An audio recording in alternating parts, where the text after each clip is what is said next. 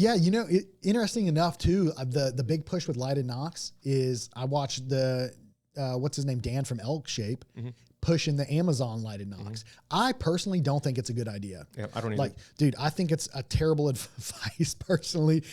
And if you change them out all the time, that's one thing. But if you shoot a high poundage bow, you have a really long draw length, and you're running those cheap nocks, we see them blow up more times than not with guys who just don't take care of their equipment. I would say Dan is more diligent with his equipment. Right. He takes care of his equipment more. He rotates through things more. Right. A lot of guys that are like, I'm going to shoot this arrow for the next, you know, I'm going to shoot 8 animals with it, and they run that lighted nock. I just think you run into too much of a chance of that nock breaking, exploding on once you release that arrow, which causes the bow to either blow up, derail, cause a host of issues, throw your string, whatever it is. Yeah. Lighted nocks to me, I've just never been comfortable with them, just because we've seen too many issues with them. I do think there's some good ones out there. Oh, yeah. We've had really good luck with the Halo Nocks this year. They've performed well. I think the Lumenoks have done pretty good, but more and more people talking about the Amazon locks. If you're going to run them, you need to rotate them out like very, very regularly, shoot them a handful of times, throw them away, put on a new one. Yeah, couldn't agree more. I'm kind of the same way. I'll play with lighted nocks occasionally, but typically I just run a standard micro lighter, whatever comes standard on the arrow. Yeah, and like I said, I don't have anything against lighted nocks. There's been a lot that performed really, really well.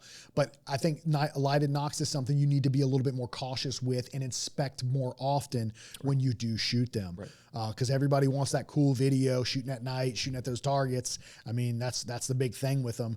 And then they're great for finding your arrow after you shoot an animal, but you need to just make sure you inspect them and be pretty rigorous with your inspection process, because if it is cracked and you don't see it, there's a micro crack in it, and you go to shoot that bow, especially an 80-pound bow, 31-inch draw length, dude, it's going to be a bad day for that bow. That bow is toast until you take it back into a shop. I mean, I've had that happen with me too. I mean, I was probably 3 years ago, I was using a lot of nocks on 4 mils, and I mean, they were brand new nocks. I was hunting and I shot at 2 animals, and the first one blew up. The second one actually worked, but it did break afterwards.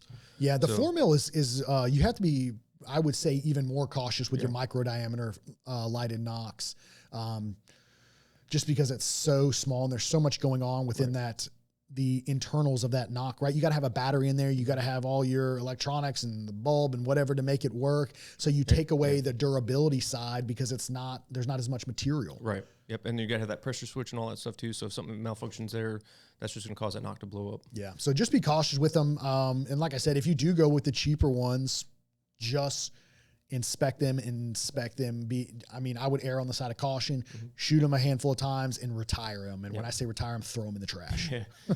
Yep. Couldn't agree more. So.